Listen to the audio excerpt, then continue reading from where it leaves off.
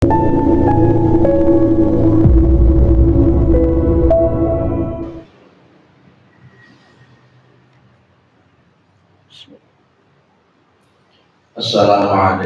warahmatullahi wabarakatuh.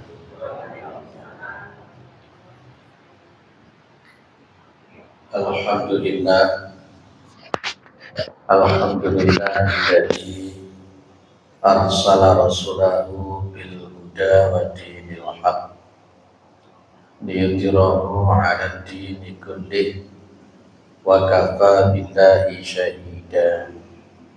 Asyhadu an la ilaha illallah wa asyhadu anna Muhammadan 'abduhu wa rasuluhu la nabiyya ba'dah. Allahumma shalli ala Muhammad wa ala alihi wa sahbihi wa man tabi'ahum bi ihsanin ila yaumiddin, amma ba'du. Kita bersyukur kepada Allah Subhanahu wa ta'ala atas segala nikmat yang diberikan oleh Allah kepada kita semua, terutama sampai pada pagi hari ini kita masih diberi kekuatan iman dan Islam. Kita masih diberi kesehatan dan kesempatan sehingga kita bisa melaksanakan kewajiban kita untuk mengkaji agama Allah Subhanahu wa ta'ala.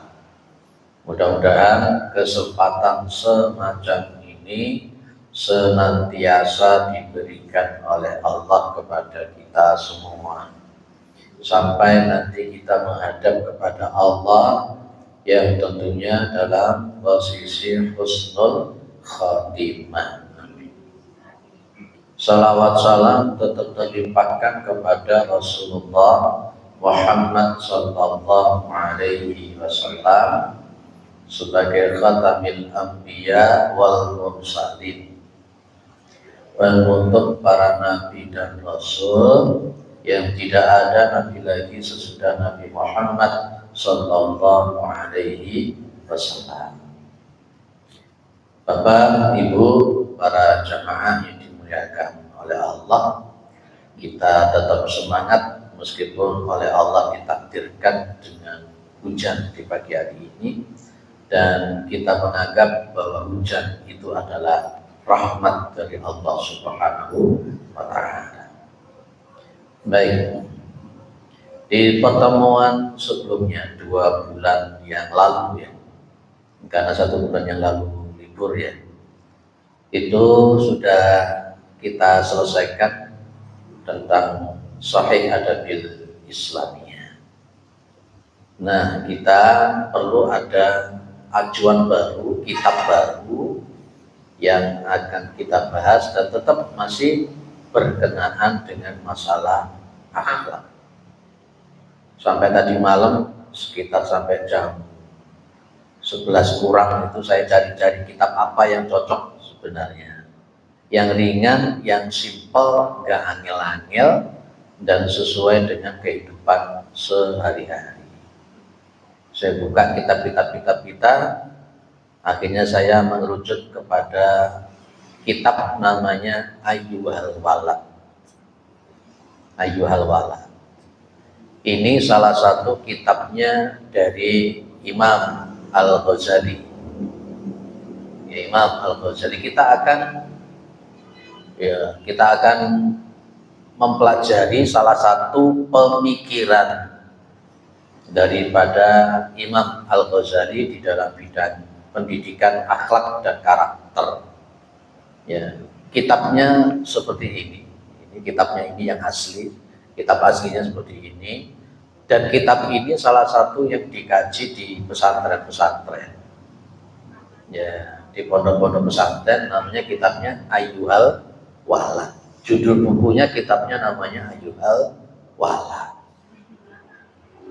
Di apa Yakub banyak. Di Pak Yakub banyak. Nah, ini kita akan mendiskusikan isi. Ya nanti ketika ada pemaparan yang disampaikan oleh Imam Al-Ghazali, tentu kita juga akan menimbang berkenaan dengan Al-Quran dan Sunnah. Tetap timbangannya adalah Al-Quran dan Sunnah. Nah, mau saya ambilkan yang lebih tebal, tidak usah lah. Banyak yang lebih tebal, ada Ihya Ulumuddin dan sebagainya. Kita ambil yang paling simpel, kitabnya juga tipis, dan mudah-mudahan ini itu juga menjadi pemikiran. Nah, sementara ini kan memang di kalangan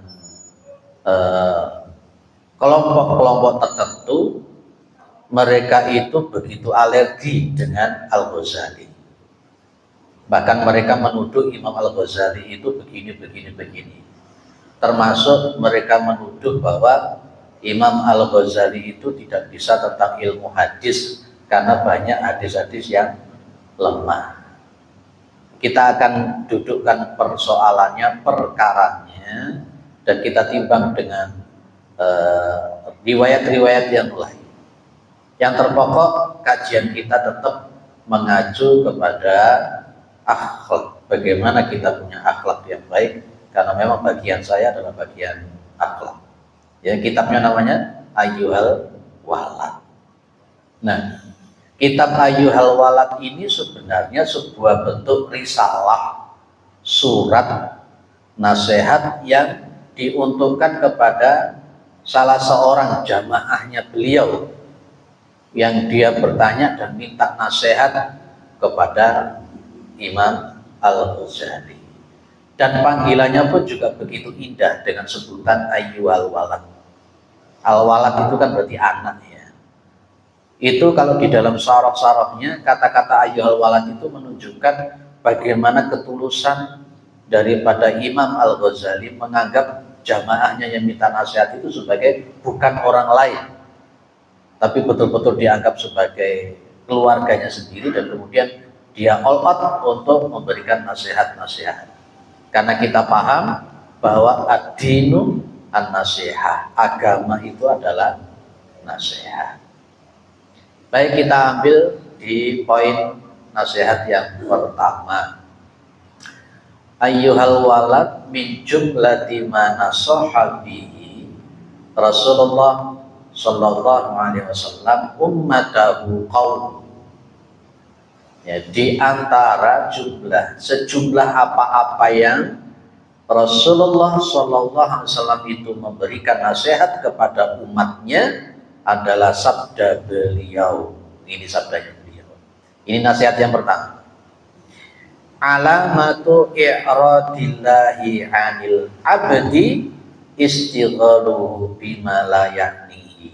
Nah, apa itu? Di antara tanda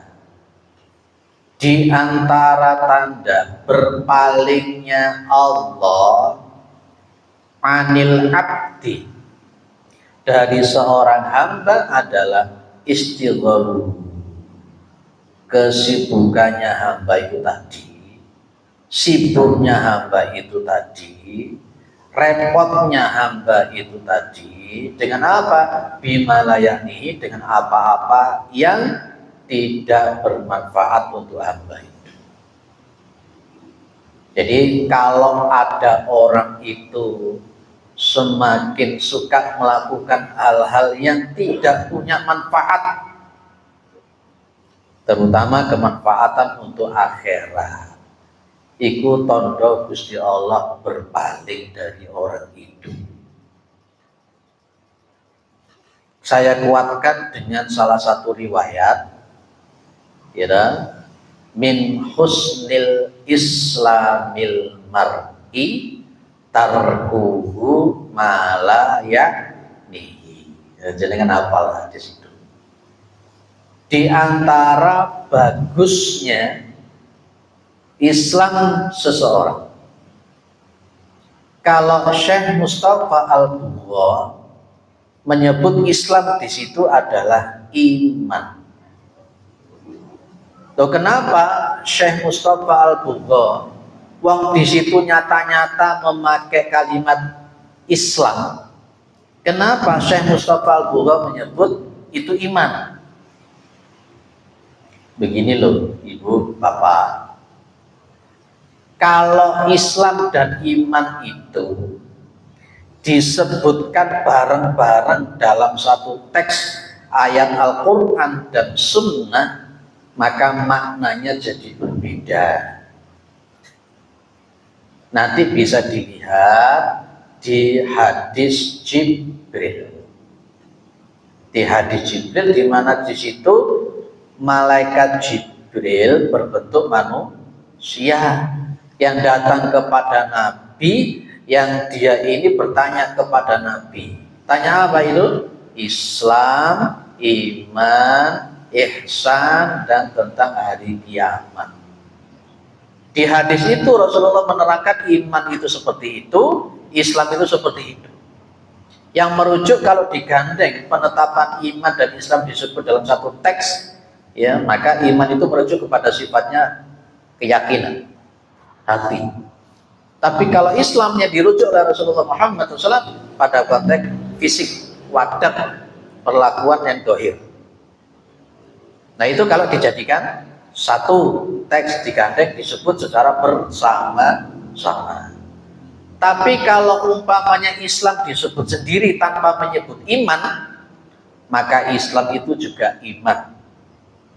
Kalau kemudian iman saja yang disebut tanpa menyebut Islam, maka iman itu adalah juga mencakup Islam. Maka pas ketika Rasulullah Muhammad SAW mengatakan min husni islamil mar'i tarkuhu malayani, maka berarti bisa terjemah gini: di antara bagusnya Islam seseorang, di antara bagusnya iman seseorang adalah dia meninggalkan hal-hal yang tidak bermanfaat. Berarti bagaimana? Semakin bagus iman orang itu, dia akan berupaya meninggalkan hal-hal yang tidak ada manfaatnya. Semakin rendah orang itu imannya, dia akan lebih suka kepada hal-hal yang sebenarnya tidak ada manfaatnya. Jagongan, omong-omongan sampai isu, sampai awan, gak lapo-lapo, omong-omongan. Terus manfaatnya apa? Sing diomongnya apa? Sementara masih banyak hal-hal yang seharusnya kita lakukan. Banyak kewajiban-kewajiban, tugas-tugas, wadifah-wadifah yang harus kita lakukan. Lah nyapa juga. Maka di sini kalau orang itu semakin melakukan yang tidak manfaat, yaitu tanda, kata Imam Al-Ghazali, tanda Gusti Allah berpaling dari dia. Maksudnya bagaimana? Dia sudah mulai berpaling dari keislaman tadi itu, berpaling daripada keimanan tadi itu. Sementara iman dan Islam itu menuntut kita melakukan sesuatu yang bermanfaat. Wong urip men sepisan wae lho. Aja diwale. Pak urip sepisan ae guys, seneng-seneng nyapa sih. Oh ya monggo silakan. Ya muda foya-foya, tua kaya raya, mati masuk surga. Apa slogan begitu kita ini? Ya, enggak bisa begitu kalau kita. Kalau orang Islam enggak begitu. Kalau orang Islam itu adalah ini ada manfaatnya atau tidak. Maka begini para jamaah dimuliakan oleh Allah. Ada manfaat yang sifatnya verbal, ucapan, dan ada manfaat yang sifatnya al-jawari, perbuatan, af'al, dua ini. Dan termasuk ada manfaat yang sifatnya keilmuan. Nah, tiga ini coba kita sedikit kembangkan. Manfaat di dalam masalah verbal, ucapan-ucapan.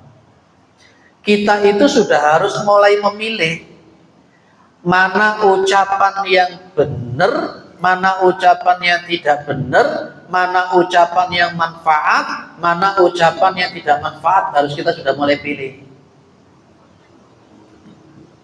Dalam salah satu riwayat Nabi itu mengatakan as-sumtu afdal, sampai 4 kali beliau. Asumtu afdol. Kemudian beliau statement lagi, beliau kemudian mengatakan asumtu afdol sampai 4 kali. Apa artinya asumtu itu? Diam itu adalah lebih utama. Nah itu menunjukkan Nabi sudah bilang, ya termasuk di dalam hadis yang lain pernah ya sudah saya sampaikan di sini, man kana yu'minu billahi wal yaumil akhir falyaqul khairan aw liyasmut. Barang siapa yang dia mengaku beriman kepada Allah dan hari akhir, adalah dia berkata-kata yang baik atau diam. Kata-kata yang baik itu diantaranya kata-kata yang ada manfaatnya. Berarti secara verbal ini, ucapan ini, orang Islam yang beriman, itu kenapa saya mengatakan orang Islam yang beriman? Ada enggak orang Islam yang tidak beriman? Banyak mengaku-ngaku Islamnya toh, tapi imannya tidak ada. Nah, berarti orang yang beriman, orang Islam yang benar, secara verbal, secara ucapan dia sudah mulai memilih. Ini tidak manfaat kok, ini manfaat. Bahkan kemudian menjadi apa? Diam itu lebih utama. Kapan ngomong, kapan tidak ngomong. Kalau seperti saya begini, ngomong utama. Lalu aku maju begini, aku menangin terus biar. Nah, itu secara verbal itu sudah mulai milih, ucapan-ucapan ini manfaat, gak manfaat, bener gak bener, hak batil, sudah mulai dipilih. Yang kedua apa tadi? Af'al, perbuatan. Orang-orang Islam, orang-orang mukmin, dia sudah mulai mensortir, memilih dan memilah. Memilah apa? Mana perbuatannya manfaat, mana perbuatan yang tidak manfaat. Weh, sehariannya ke HP, tok butuhinan opo. Oh ternyata gim-giman itu manfaat apa enggak? Garana otak rusuh. Ada sesuatu yang lebih manfaat daripada sekedar itu. Pak, opo gak oleh toh kita sekedar menghibur. Menghibur oleh rawihu saatan fasaatan. Tapi ndak dulu udah berlebih-lebihan. Kapan waktunya healing, oke lah. Ya, kapan waktunya nyantai, oke lah, ndak apa-apa. Tapi ketika memang kita paham healing itu sesuatu yang manfaat untuk kita. Contoh, jenengan itu tiap hari menghafalkan Al-Quran, bawahnya. Wes, ngapal Al-Quran, jenengan kemudian istirahat healing. Hanya sekedar untuk menghilingkan otak yang untuk menghafal dan sebagainya. Oke lah. Jadi ada af'al yang memang manfaat atau tidak manfaat sudah harus kita sortir. Oh ini gak manfaat. Umpamanya jagongan mulai isu sampai awan ngecepret, itu manfaat apa rata saja nih? Tidak manfaat ya. Ya ono manfaatnya paling berapa persen sih? Tapi kemudian kewajiban-kewajiban yang lain jadi terbengkalai. HP-an, WA-an, itu YouTube, mulai isu sampai awan itu ada manfaatnya enggak sih? Kewajiban-kewajiban yang lebih wajib mana yang kemudian bisa terbengkalai? Nah itu namanya itu. Jadi manfaat dalam bidang ucapan dipilih sudah, mulai dipilih. Kemudian manfaat dalam konteks perbuatan. Dan ada yang ketiga, manfaat di dalam bidang keilmuan.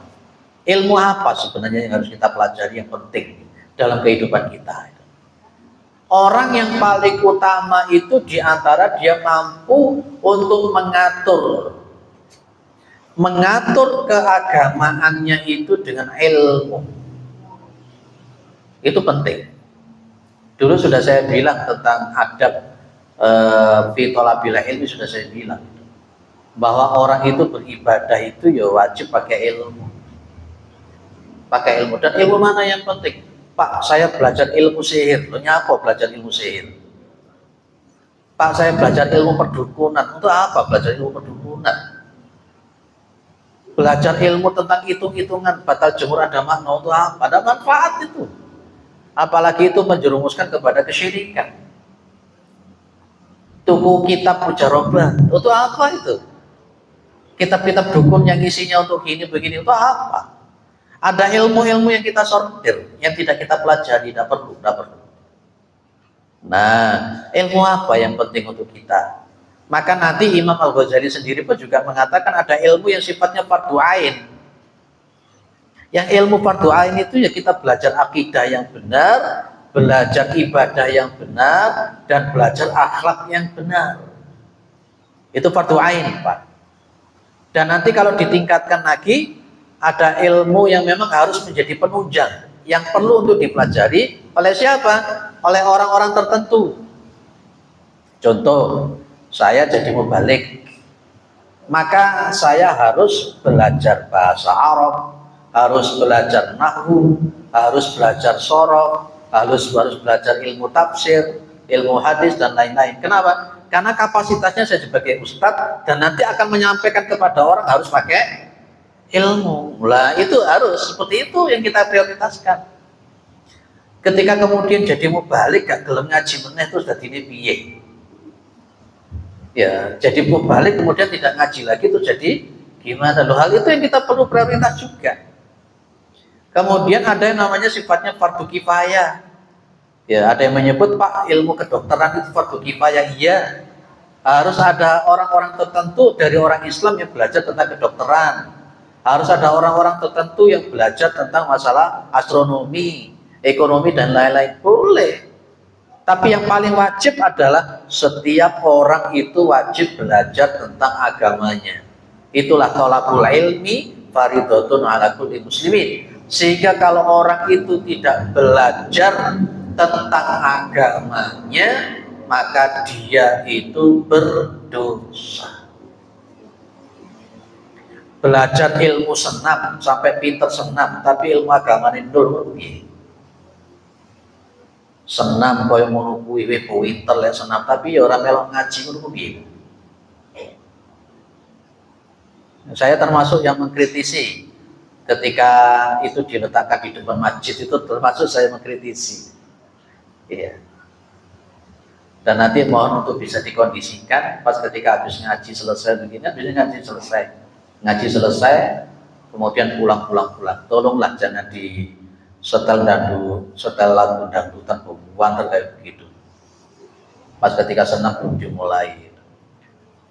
Mohon maaf, secara hati nurani saya kok mengatakan gak sreg dan gak pantas di depannya masjid kemudian menyetel dangdutan seperti itu. Dan saya khawatir nanti yang kena bukan ruhamatnya, yang kena adalah Muhammadiyahnya. Saya kan biasanya kalau habis ngaji di sini kan saya tunggu sampai jam 9 untuk ngaji di Blimbing di Ela Sucipto. Saya nunggu di sini nunggu sampai jam 8, sampai jam setengah 9 saya duduk di sini.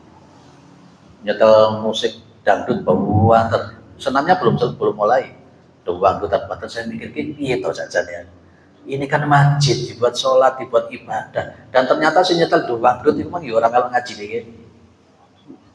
Itu mohon untuk bisa dikoreksi kembali, karena ini adalah masjid kita. Dan kemarin di Masjid Al-Hikmah ada yang tanya sama saya, Ustadz, hukumnya senang megal-megal pakai musik di depan masjid itu apa hukumnya? Wah ini piye, jawabnya piye. Nah itulah jadi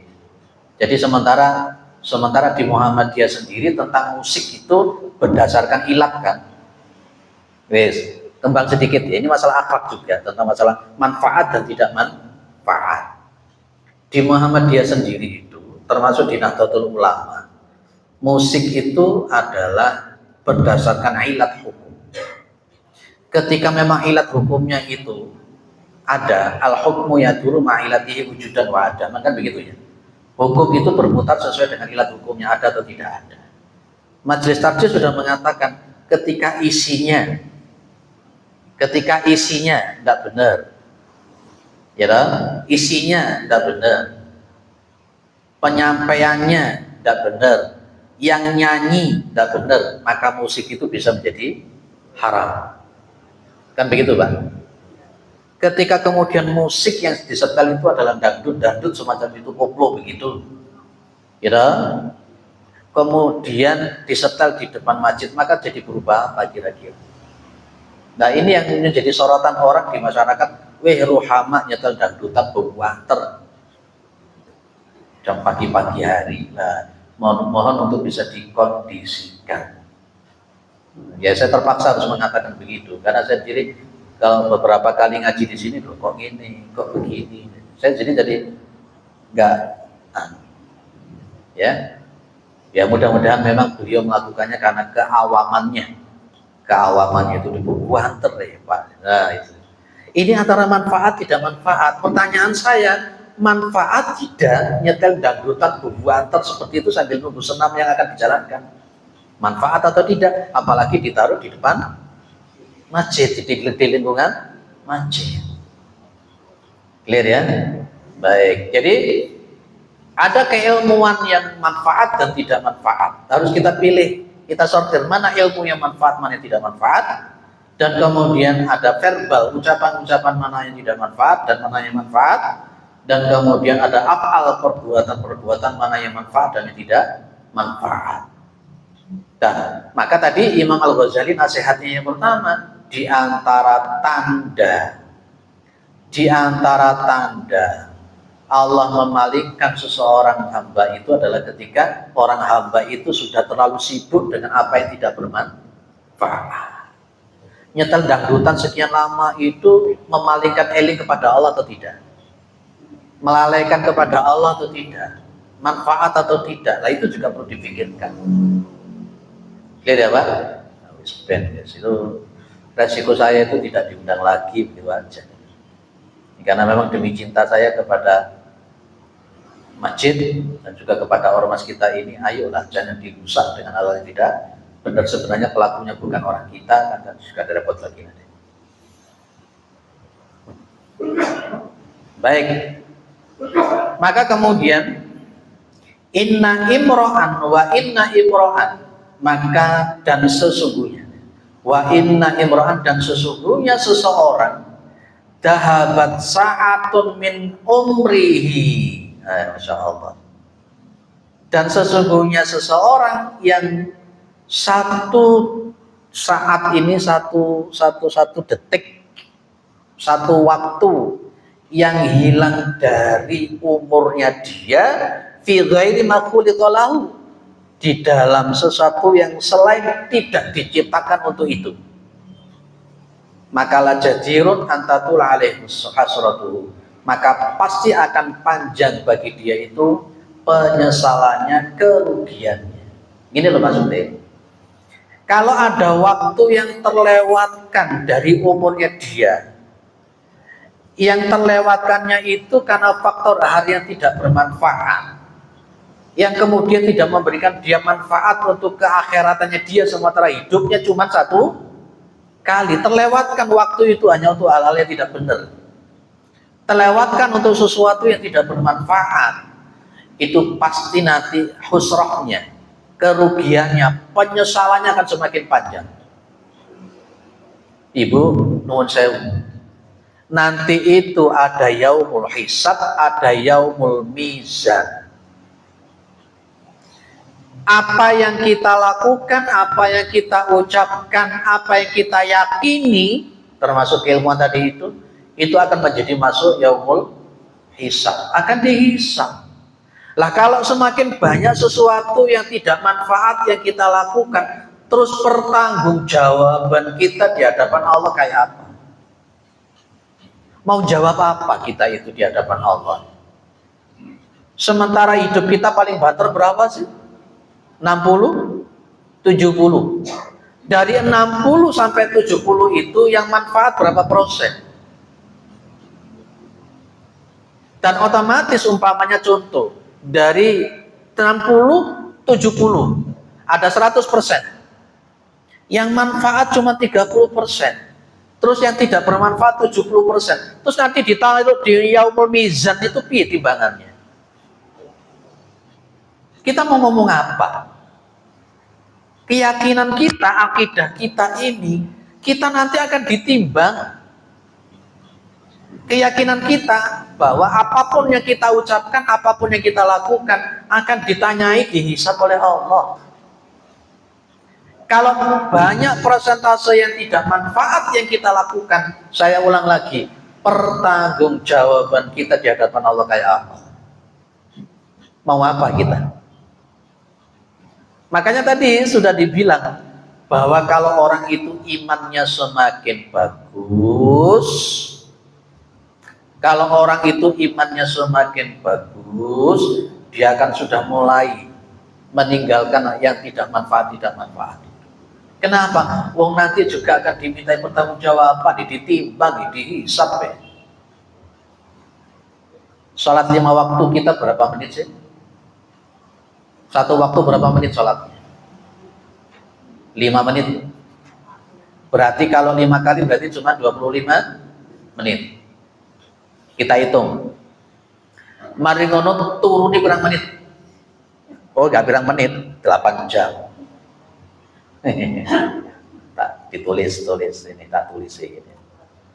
Nah, Fred, ayo kita mikir. Sholat tak gede nih. Sholat emang berapa, Bu? Sholat 5 menit ping 5 25 menit. Wes. Bener lah 5 menit. Kadang-kala karo 5 menit itu sehari. Tidur berapa? 8 jam. Oke. Ya 8 jam. HP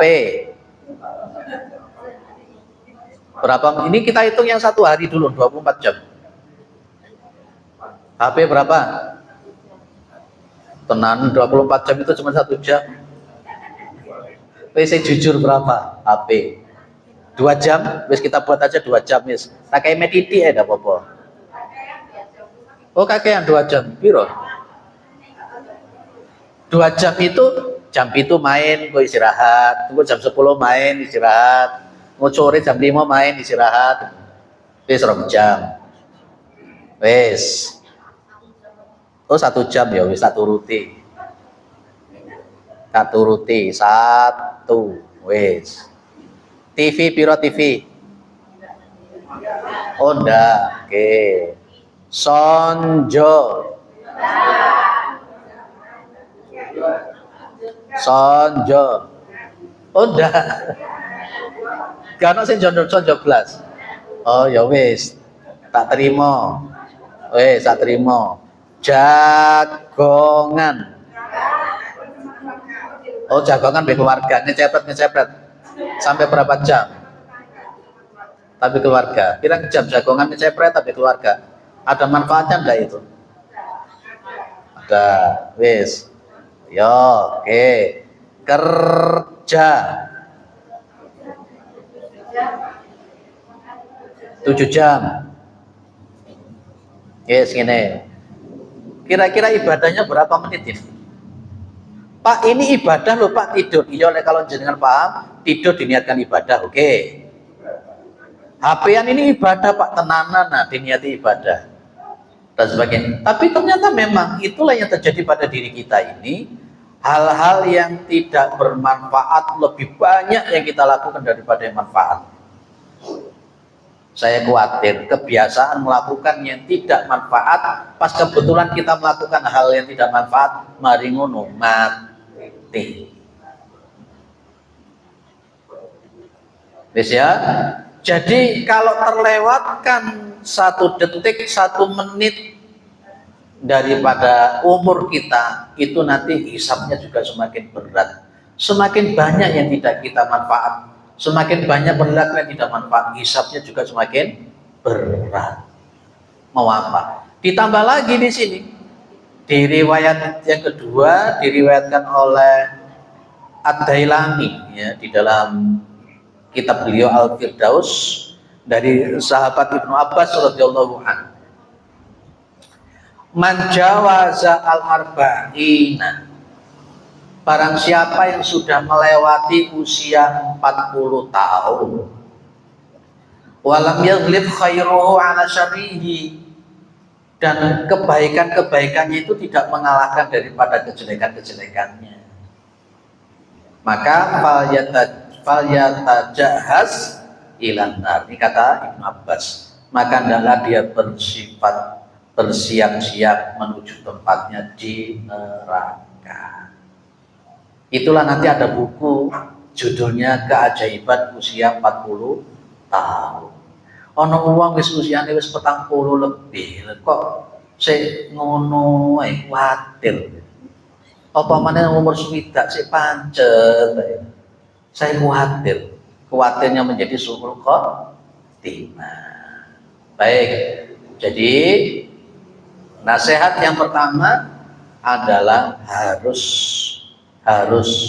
kita itu mensortir antara yang manfaat dengan yang tidak manfaat, baik ucapan, perbuatan, ataupun ilmu yang harus kita pelajari. Kalau untuk ilmu yang prioritas kita pelajari apa dulu? Kalau ilmu yang prioritas kita pelajari apa dulu? Akidah. Akidah dulu yang dipelajari, Pak. Tauhid dulu yang dipelajari. Ya, kalau setelah akidah prioritas utama yang kita pelajari akhlak. Akhlak dulu yang nomor 2. Baru setelah itu yang ketiga ibadah atau fikih ibadah. Baru yang keempat muamalah dunyawiyah. Kemarin yang disampaikan oleh Pak Yai Fatur Rahman di Khotijah kan, setidak-tidaknya di masjid itu harus ada 4 kajian ini. Ya kan yang disampaikan Pak Yai Fatur Rahman kemarin di Khotijah kemarin. Setidaknya 4 ini harus dilakukan. Dan mubalik itu harus terbagi pada 4 ini. Memberi materi akidah, memberi materi akhlak, memberi materi fikih ibadah, dan memberi materi tentang fikih muamalah duniawiyah itu. Nah di sini sudah dibagi ya. Ada akidah Islamiyahnya, oke, Ustaz Abdul Rahim Said. Akhlaknya saya. Untuk yang fikih ibadah siapa di sini? Ustaz Syarif, sudah ada. Muamalah? Oh, bukan. Muamalah ini konteksnya kayak kita bicara tentang bagaimana bisnis yang benar, riba yang benar dan sebagainya. Kok riba yang benar ya bos? Tentang masalah riba yang kayak apa dan sebagainya itu penting. Karena muamalah dunia akan ada hal-hal yang baru. Kayak pagi kemarin saya ditanya, Ustadz, ya apa Ustadz, uang mau ke pom bensin sekarang nggak pakai uang, pakai apa? Pakai barcode Ustadz sekarang. Mau nunggu piye hukumnya. Hal-hal semacam itu fikih-fikih kontemporer yang semacam itu perlu untuk dibahas juga. Karena hidup kita ini akan terus berkembang, teknologi akan terus berkembang. Ini yang dalam konteks Muhammadiyah namanya fikih muamalah dunyawiyah. Di sini belum ada ya. Dan untuk pemateri yang memang betul-betul ahli di situ memang kita kesulitan. Kita kesulitan di situ. Baik, clear? Ayo kita mengambil hal-hal yang manfaat, mensortir mana manfaat dan tidak bermanfaat. Mudah-mudahan itu menjadi sarana kita untuk menjadi husnul khotimah. Baik, sebenarnya kalau orang itu sudah mengambil satu nasihat yang di pertama tadi, itu sebenarnya sudah mencukupi kalau dia sudah melakukan. Makanya beliau Imam Al-Ghazali mengatakan wa fi hadhihi nasihah kifayatun lil ahli ilmi. Di dalam nasihat ini sudah cukup sebenarnya bagi seorang ahli ilmu. Karena umum sudah, ini manfaat dah, ini manfaat dah, otomatis nanti akan mengembang. Itu sudah cukup sebenarnya. Tapi tidak apa-apa, kita perlu untuk nasihat-nasihat yang lain. Clear ya? Baik. Hidup cuma satu kali. Kita manfaatkan dengan baik karena kita yakin ada kehidupan setelah kematian. Dan ketika kita mati, nanti masuk ke alam barzah. Di alam barzah cuma ada 2. Dimuliakan dan mendapatkan nikmat, atau diazab dan dihinakan oleh Allah. Cuma 2 itu di alam barzah. Nanti setelah alam barzah kita akan dibangkitkan, namanya yaumul ba'ats. Tidak hanya berhenti di situ, nanti ke yaumul mahsyar. Tidak berhenti di situ, ada yaumul hisab. Tidak berhenti di situ, ada yaumul mizan. Lanjut apa? Yaumus syirat. Lanjut apa lagi? Baru yang paling terakhir namanya yaumul jaza. Yaumul jaza itu cuma dua, surga atau neraka. Begitu panjangnya mulai alam barzakh sampai yaumul jaza. Sementara kita mengorbankan yang begitu panjang, khalidina fiha abada tadi itu hanya dengan sekitar 60 sampai 70 tahun. Kita memilih yang 60 sampai 70 tahun, kita melupakan yang khalidina fiha abada. Itu namanya tidak kurang akal. Itu namanya kurang akal. Seharusnya orang yang punya akal, dia akan memilih yang panjang ini tadi. Yang khalidina fiha abada. Sementara yang di dunia cuma sementara 60 sampai 70. Itu pun kalau nyampe 60. Kadang-kala baru nyampe 60 sudah mati. Clear ya? Kalau di masjid begini sadar. Kalau di masjid begini sadar. Mudah-mudahan nanti keluar dari masjid juga tetap sadar. Oh iya, nah, tadi omongan Pak Ustadz bener gini. Digawe, dipakai. Apalagi kalau sudah usianya di atas 63 tahun. Kalau mengikuti kanjeng Nabi 63. Kalau ada orang yang usianya 62 berarti kurang 1 tahun. Tapi kalau usianya lebih dari 63, ya berarti kalau sama Allah itu masih dikasih kesempatan. Lihat di kaca, yang dulu rambutnya hitam sekarang jadi putih. Lah, itu tanda Gusti Allah wis ngelingno lho, rambutmu wis putih. Dulu kalau pas ketika dibisikin orang denger, sekarang leka dibengoki orang. Loh, itu tanda sebenarnya dielingno. Dulu mukanya disentuh begini halus begitu ya. Sekarang begitu disentuh wis keriput-keriput. Itu tanda abi Gusti Allah wis dielingno sebenarnya. Wis dielingno. Dulu berjalan kiloan meter kuat. Sekarang berjalan roto atau titik wis menggen-menggen. Lho ngono iku kok gak sadar. Gusti Allah itu Maha Rahman, Maha Rahim. Sampai jenengan kate mati barang itu loh dielingno model ngono-ngono kuwi. Ya, alangkah indahnya kita nanti meninggalnya posisinya husnul khotimah. Pas ketika ceramah seperti ini mati. Ya, itu keinginan saya dari dulu. Pas ketika kita sujud mati. Ada jamaah kita yang enakan sholat. Saya teringat ini kok mau ditekel ini ya. Ya, ada jamaah kita sekitar 1 bulan yang lalu sholat maghrib Pak. Sholat maghrib di rakaat kedua. Di atasnya ini kan ada tekel di atas. Tekelnya 80 kali berapa ini? Pas ketika sujud tekelnya jatuh. Jatuh pas kena leher belakangnya, langsung mati di tempat. Makin aku eling kate ditekel ini. Pas ono sujud merutui piye gitu. Dan saya tadi ngaji di tempat itu sudah tidak dikasih tekel lagi, dibongkar tekelnya, diganti yang ringan-ringan. Yang ringan kayak apa? Tapi bagus saja soal. Ya, akhirnya dia tak tanya, kok kan ditekel lagi? Nah, seperti itu kejadian. Kan polisi sempat datang ke situ. Yang satunya koma. Setelah beberapa hari meninggal. Ya pas ketika sujud, tekelnya jatuh dari atas. Jadi pemikiran lah. Jadi dipasang tekel apa kira-kira nanti. Iya. Oh, iya. Kalau tadi pas sujud Pak, kebetulan sujudnya di depan ini karena di atas ini kan dikasih tekelnya gede-gede itu. Tuh langsung plek leher belakang, meninggal di tempat.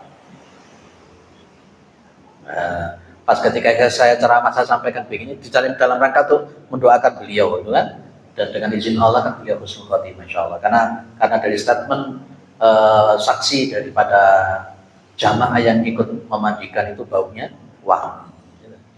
Itu Masya Allah. Ada jamaah begitu saya cerita begini, dulu tackle itu udah itu. Oke, mudah-mudahan kita meninggal dengan husnul khotimah. Berbagai macam cara Allah itu mencabut nyawa. Syukur-syukur kita meninggalnya itu pada waktu melakukan kebaikan dan ibadah. Pas jenengan ngaji begini nih, pas lagi nyatet, malaikat maut itu teko dicabut. Ya, macam-macam. Siap-siap saja. Jadi sudah siap toh? Sudah siap. Tenang, sudah siap. Yang belum nikah berat juga sudah siap kan? Ya. Siap gak siap kudu siap. Ya. Mau apa lagi kalau gak siap? Mati kok takut ini piye? Kalau saya bismillah kapanpun diambil mundur. Lupa jenengan apa amalan ini sake yo. Ya salahku saya manusia ya belum sempurna, tapi karena memang Allah yang menghendaki mau apa lagi. Siap gak siap kudu siap, gelem gak gelem kudu gelem. Itulah di dalam kitab Nasoihul Ibad, salah satu perampasan secara paksa oleh Allah kepada seorang hamba itu adalah ketika dia merampas, dicabut nyawa itu. Alangkah indahnya pas ketika dicabut nyawanya, bunyinya ya ayat Tuhan nafsul mutmainnah irji'i ila rabbiki radiyatan mardiyah wadkhuli fi ibadi wadkhuli jannati. Baik, sebelum masuk nasihat yang kedua, enak toh ngaji ayyuhal walad? Leka enak tak ganti kitabe gitu loh. Ini kalau maunya lanjut tak terus no kitabnya, tak boleh lanjut ayyuhal walad. Oke. Ada yang didiskusikan sebelum masuk ke nasihat yang kedua? Oke.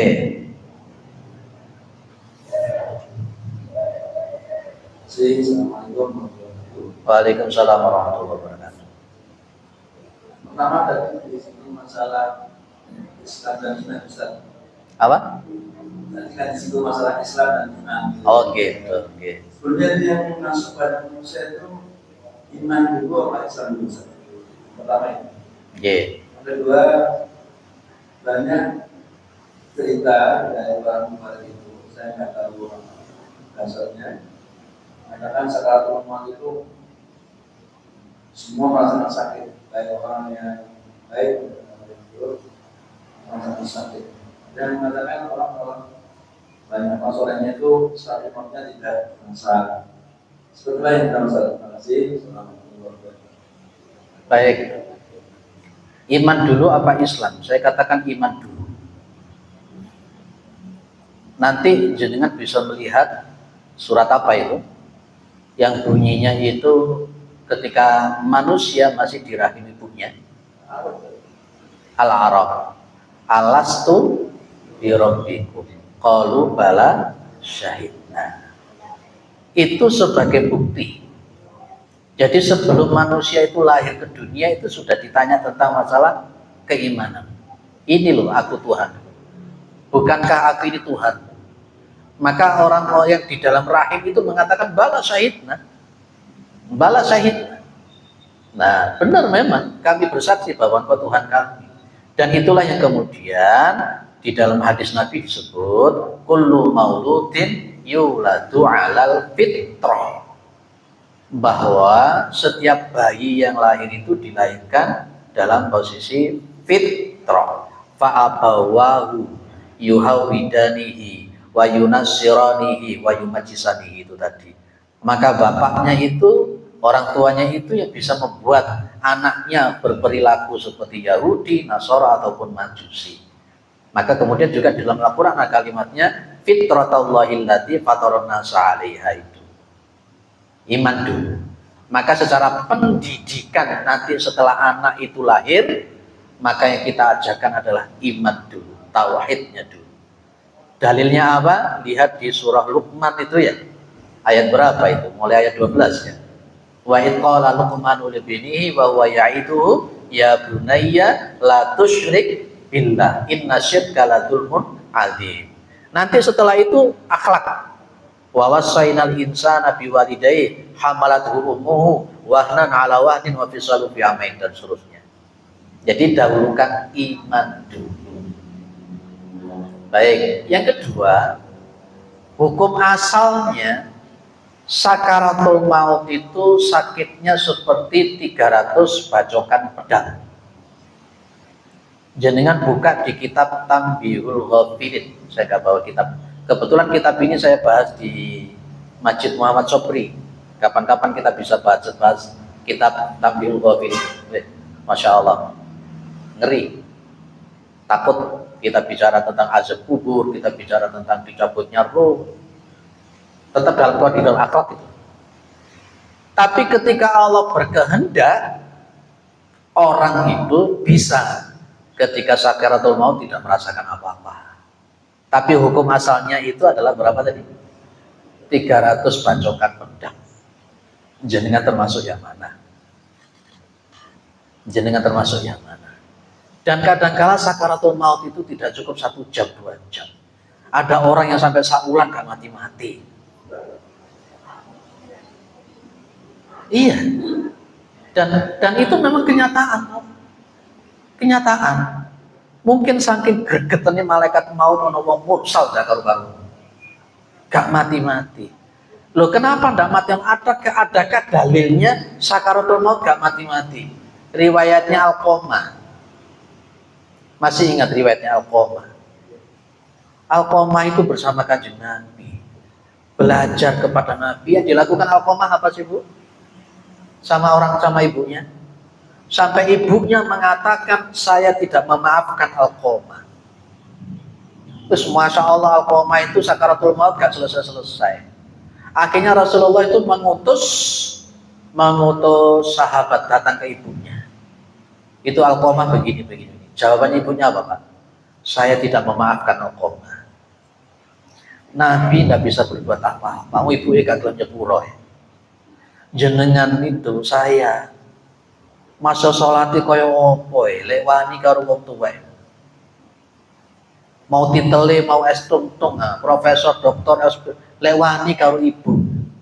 Makanya Nabi sudah mengatakan bahwa memang surga itu di bawah telapak kaki ibu. Sampai 2 kali kemudian Rasulullah mengutus, ibunya tetap tidak mau memaafkan, kedua diutus lagi. Ngomongi, ibunya tetap ngomong apa? Saya tidak memaafkan Al-Qomah. Ya dah, Al-Qomah gak mati-mati. Ayo, hati-hati jenengan yang punya kesalahan sama ibu. Apalagi ibu jenengan nyabdo, ngomong, berdoa. Akhirnya kemudian gak mati-mati. Akhirnya kemudian Rasulullah nyuruh sahabat, bilang sama ibunya kalau Al-Qomah ini nanti akan dibakar oleh Rasulullah Muhammad SAW. Begitu diberitahu kalau anaknya akan dibakar, ibunya datang. Begitu ibunya datang bilang, sudah kamu saya maafkan. Begitu dimaafkan oleh sang ibu, Al-Qomah meninggal. Itu Pak. Jadi hukum asalnya berapa tadi? 300 kali bacokan pedang. Sakit sakaratul maut itu. Apalagi bagi kita-kita yang punya dosa yang tidak diampuni oleh Allah Subhanahu wa taala. Ya, mudah-mudahan kita ini termasuk yang husnul khotimah, yang tidak nyampe pada konteks yang 300 kali bacokan pedang. Insya Allah. Minta sama. Oke, monggo. Semua gimana Ustaz? Apakah tanda-tanda alam yang nyata misalnya tadi baunya harum, berkeringat, kemudian dari jumlah meninggalnya itu memang ada dasar-dasarnya di kitab apa Ustaz? Terima kasih. Di kitab Ahkamul Janaiz punyanya Nasiruddin Albani. Kitab Nasiruddin Albani, saya tunjukkan kitabnya. Jadi ada namanya kitab Ahkamul Janaiz. Ini kitabnya. Jenengan nanti bisa beli kitabnya. Judulnya adalah Ahkamul Janaiz wa Bid'ahuha. Di sini nanti juga akan dipelajari tentang tanda-tanda husnul khotimah juga. Ini kitabnya seperti ini tulisannya. Ini, dan disampaikan di situ ada dalil-dalilnya. Nah, silakan nanti dibeli di Pak Yakub. Bahasa Indonesianya sudah ada, tapi memang ya itu namanya terjemahan, seringkali munculnya kadang terjemah itu kadang-kala tidak sesuai dengan tidak sesuai dengan teks aslinya kadang-kala. Ya tapi insya Allah 80%, 75% ada yang benar lah. Ya, makanya kalau kita selaku orang yang bergelut dengan ilmu-ilmu, lebih baik aslinya punya, kemudian juga terjemahnya juga punya. Namanya ahkamul janais. Ya nanti mungkin bagian bab yang ngaji di sini tentang masalah fikih ibadah, mungkin ahkamul janais bisa dibahas lengkap, mulai tata cara untuk jenguk orang sakit juga sampai menguburkan. Kitabnya Ahkamul Janais bagi Dawah, punyanya Nasiruddin Albani. Kitab ini sudah saya katamkan di Muhammad Sobri, pernah saya bahas di sini. Tapi memang kencangnya di sini. Dalam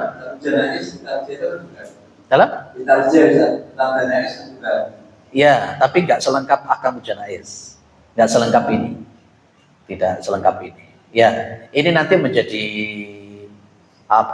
penunjang. Tetap kita pakai tarjih juga, tetap. Oke. Oke. Ada yang lain? Oke.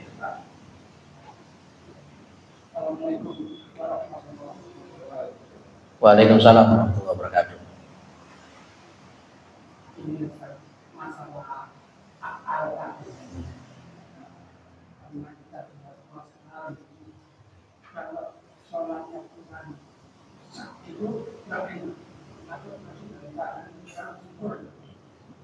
Yang saya tanyakan, apa itu kita masukkan dalam sholat? Jadi semua kita diakui secara semua apa boleh untuk mengatakan atau merasakan bahwa keberadaan Allah dalam diri.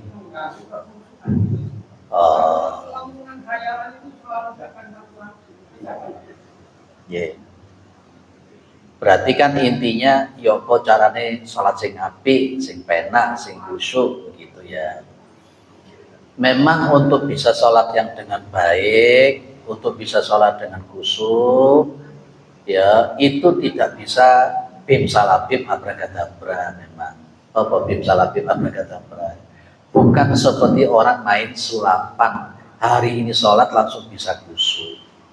Semuanya itu melalui proses. Imam Asy-Syafi'i pernah berpesan kepada kita, datangilah Allah ya, meskipun dalam kondisi terpincang-pincang atau kaki terpatah-patah. Maksudnya gimana menurut Imam Asy-Syafi'i? Kita sebagai manusia untuk melakukan sempurna 100% itu susah. Maka jangan menunggu untuk sempurna supaya bisa sholat. Engkau dong-dongi ngomong ini, aku durung kusuk lek ngono aku gak usah sholat wis. Aku lek sholat durung nyaman, durung enak lek ngono aku gak sholat wis. Gak boleh begitu. Kalau kita tidak bisa melakukan keseluruhan, maka jangan ditinggalkan semuanya. Gitu? Jadi dan itu butuh proses. Jadi itulah dikatakan Imam Syafi'i tadi, datangi Allah meskipun dalam kondisi tersel-sel, terpincang-pincang ataupun terpatah-patah. Meskipun belum sempurna, lakukan dulu. Itu satu. Lah terus prosesnya bagaimana Ustaz? Proses yang kedua, dalemi ilmunya tentang sholat. Saya punya kitab namanya Ihya Ulumuddin, punya Al-Ghazali juga. Dan saya juga punya kitab namanya Ibadah Sofistik. Gitu ya. Itu ternyata di situ juga dikaji bahwa namanya sholat itu bukan hanya sekedar gerakan tubuh. Maka dulu pernah saya bilang ada istilah sembah rogo, sembah cipto, dan sembah rasa. Dan untuk nyampe kepada sembah rasa butuh proses. Sementara kita untuk sembah cipto saja juru karuan. Tapi tetap itu, maka konteksnya yang kedua, proses yang harus diambil adalah golek ilmunya dulu tentang masalah bagaimana cara sholat yang benar. Nanti di situ kita akan ketemu tentang 6 komponen yang harus dilakukan ketika sholat, bagaimana maf'ul yang dilakukan, dan kemudian siapa yang disumpah dan sebagainya. Dulu sudah saya sampaikan ada 6 poin ya Pak. Ada 6 poin yang harus ada ketika kita sholat. Tidak tahu, dicatat ataupun tidak dulu.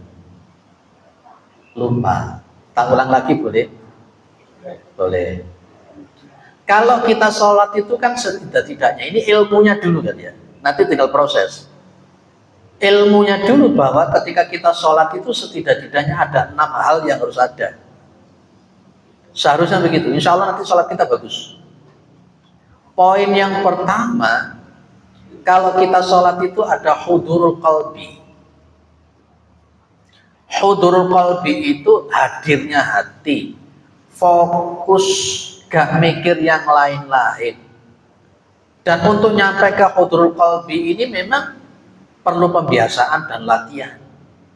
Dan kebiasaan-kebiasaan yang tidak bermanfaat itu sangat berpengaruh. Kebiasaan-kebiasaan yang tidak bermanfaat itu berpengaruh. Contoh, saya merasakan sendiri dulu. Kalau sekarang sudah alhamdulillah sudah mulai tidak. Ketika saya dulu itu pas ketika suka masih mendengarkan musik, gitu, ya, rocker.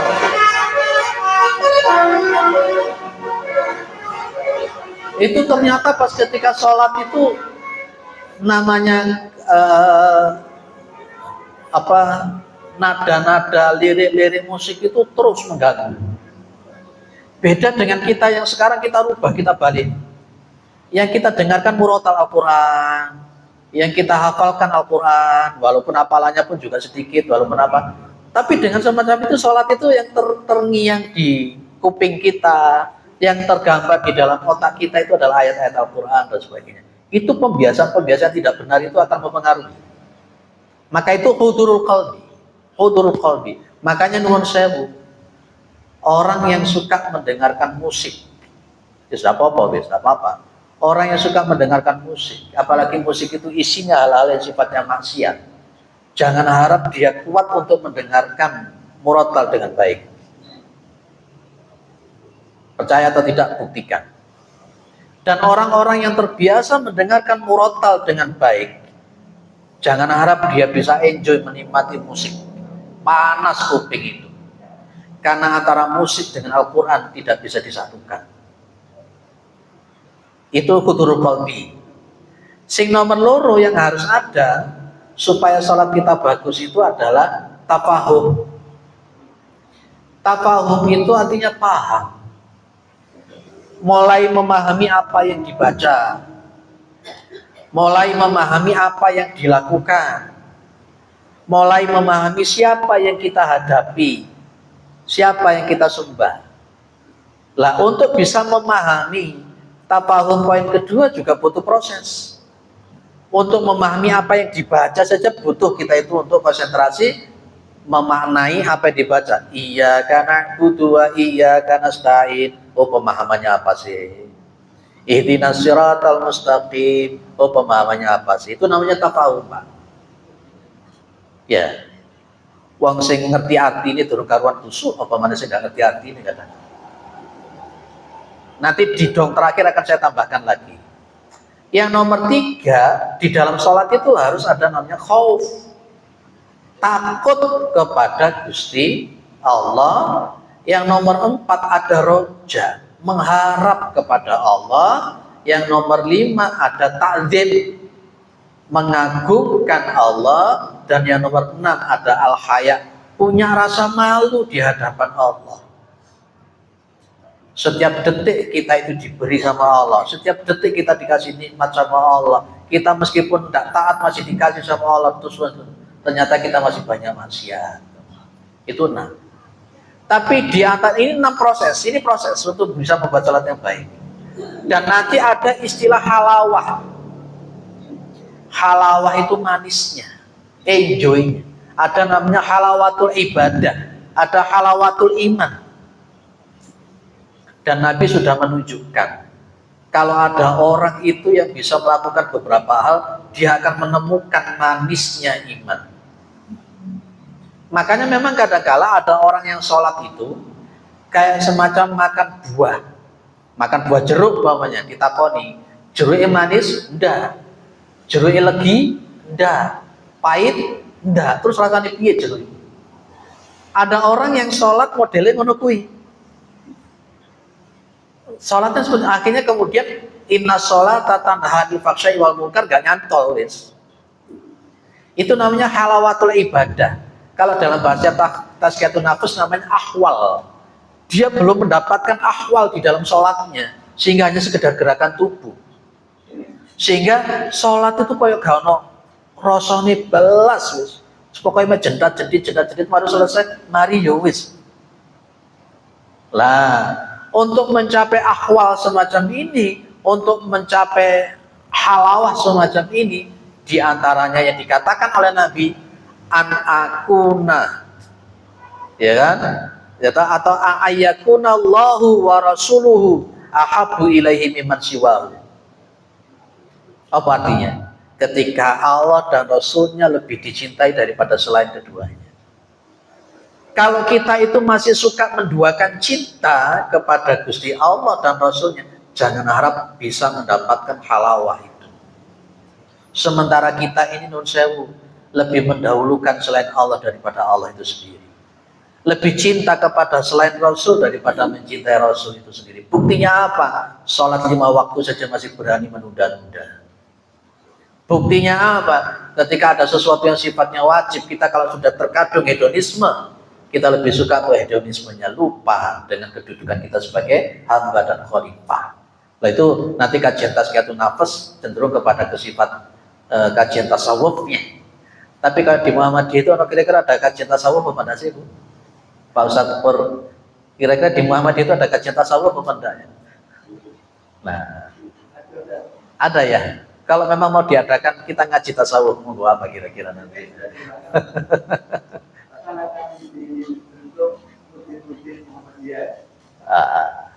Insya Allah, tasawuf. Ngaji tasawuf itu gantengan itu nih.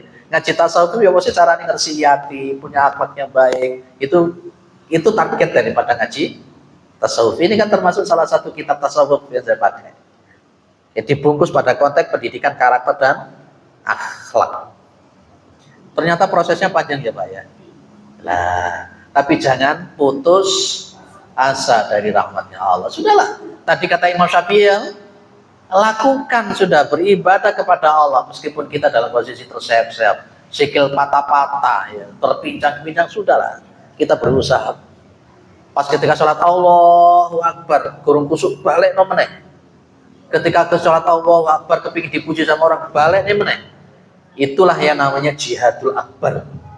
Jihad yang paling besar adalah memerangi hawa nafsu.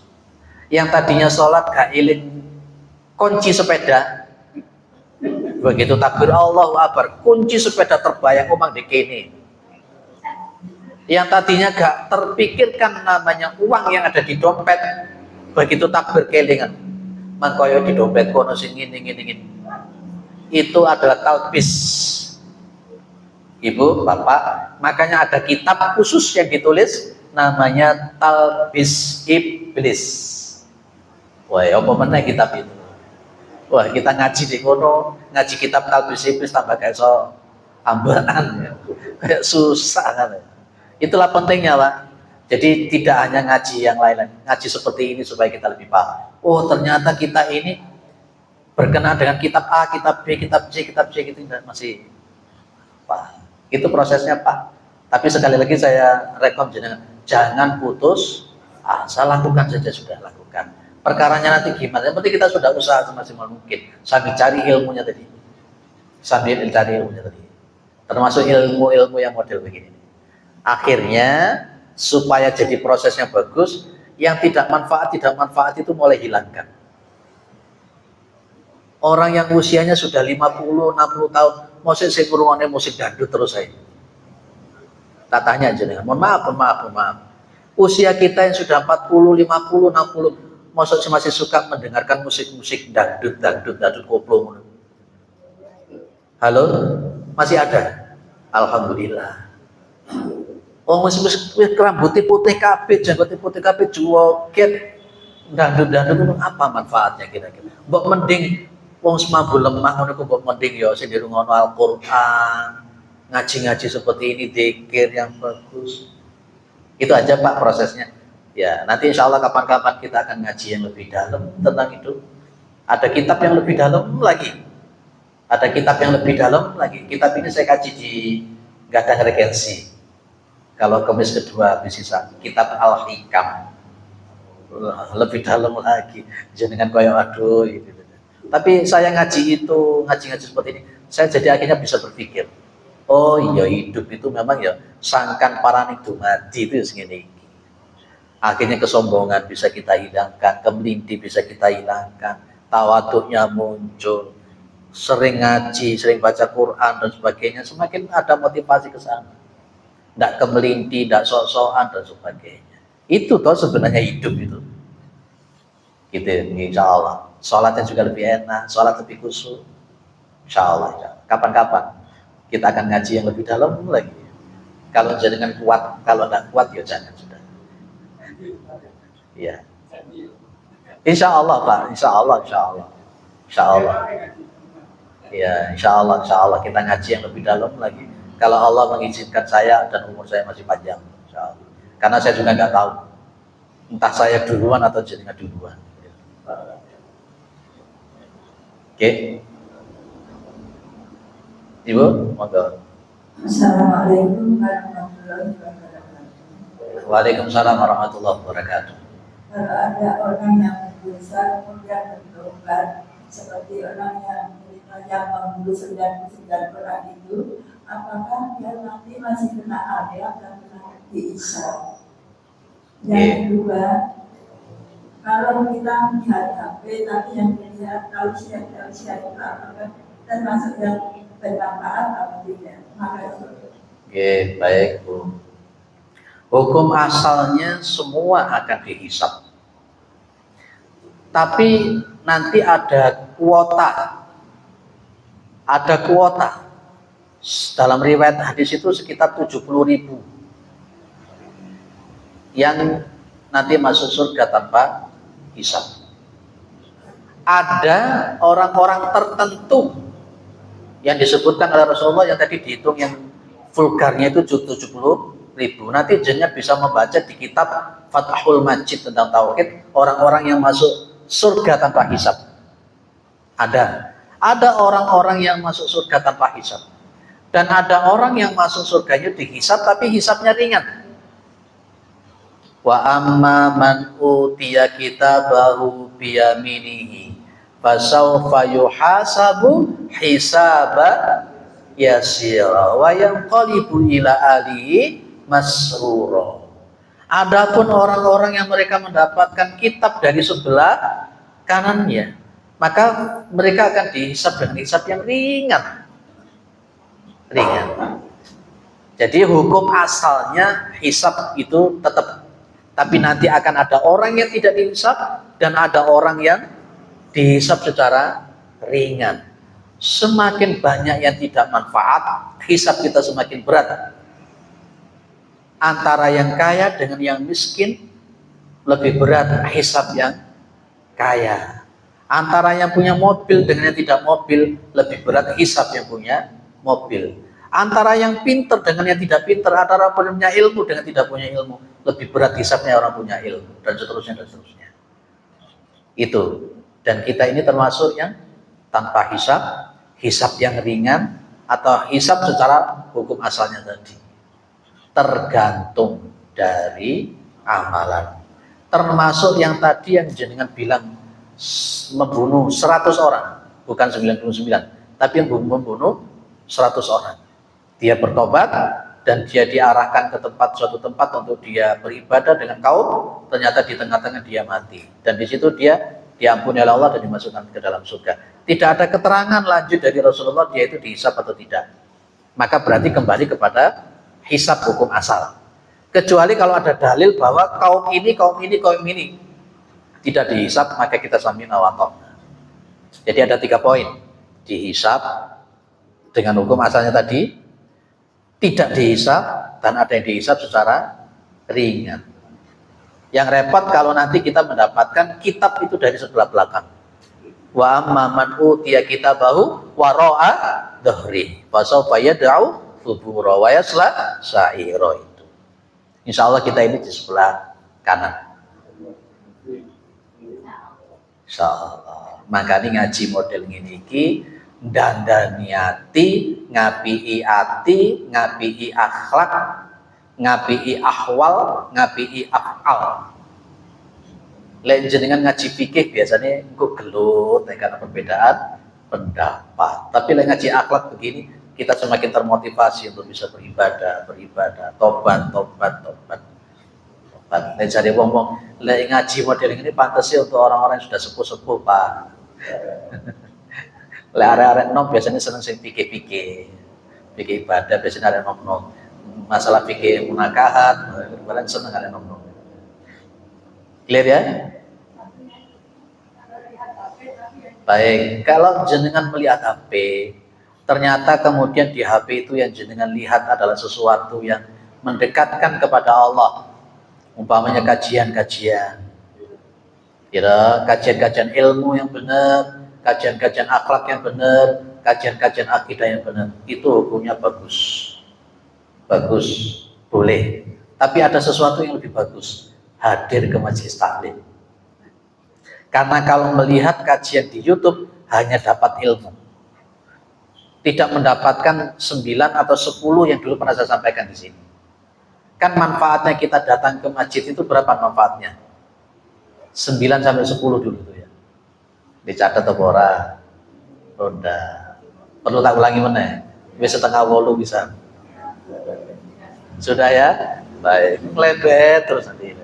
Tapi ada 9 sampai 10 poin yang kalau kita datang ke masjid menghadiri majelis taklim. Kalau untuk yang di YouTube paling banter cuma dapat ilmunya, tapi tidak mendapatkan yang 9 atau 10 yang dulu pernah saya sampaikan, saya terangkan itu. Gitu Bu ya. Ya, lebih baik YouTube-nya itu disortir mana yang perlu dilihat dan mana yang tidak. Kalau saya pribadi memang membuat khusus channel buat saya sendiri, ngaji di sana, ngaji mana itu saya kumpulkan jadi satu, saya upload di channel di YouTube saya sendiri. Ini saya datang lihat, oh saya dulu ngajinya ini, bab ini tak kaji ini, sudah ada 1000 lebih video, ya termasuk yang panjang, termasuk yang short. Tidak untuk mencari subscribe, ya walaupun subscribe-nya sudah sampai 1356, ya tapi di situ berisi tentang dakwah, khutbah, ceramah saya seperti ini. Untuk apa? Saya cuma berpikir begini, nanti kalau saya mati, video itu masih ada, banyak yang melihat, mengambil faedah, mengambil manfaat, mudah-mudahan itu menjadi pahala jariah saya, cuma itu saja. Itu. Jadi boleh, monggo silakan. Saya kira cukup, mudah-mudahan bermanfaat, mudah-mudahan kita istiqomah. Mudah-mudahan kita ini husnul khotimah dan mudah-mudahan kita masuk dalam surga. Fa insyaallah bi ghairi hisab. Dan mudah-mudahan anak-anak kita adalah anak-anak yang saleh dan salihah, dan mudah-mudahan keluarga kita adalah keluarga yang sakinah, mawaddah, warahmah, dan kita doakan pemimpin-pemimpin kita yang ada di atas, mereka senantiasa diberikan petunjuk oleh Allah Subhanahu wa taala untuk mengelola negara kita tercinta ini, sehingga negara kita menjadi negara yang baldatun thayyibatun wa rabbun ghafur. Subhanakallahumma wa bihamdika asyhadu an la ilaha illa anta astaghfiruka wa atubu ilaik. Assalamualaikum warahmatullahi wabarakatuh.